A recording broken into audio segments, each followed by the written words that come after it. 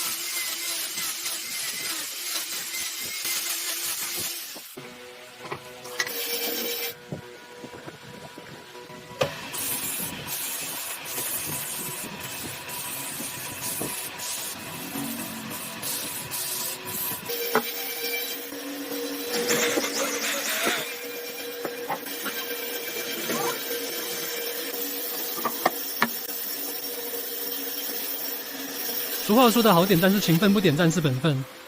既然您都已经看到了这里，不如给这位手艺人点个免费的小红心吧，你们的支持与鼓励，就是我们持续创作的动力，万分感谢。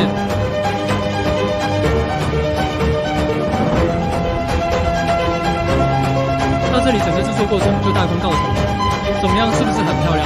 那么满分10分，大家会打多少分呢？欢迎打在评论区，有什么意见可以在评论区讨论。但是千万不要吵架，请和平聊天，每天分享创意有趣知识。谢谢观看，我们下期再见，拜拜。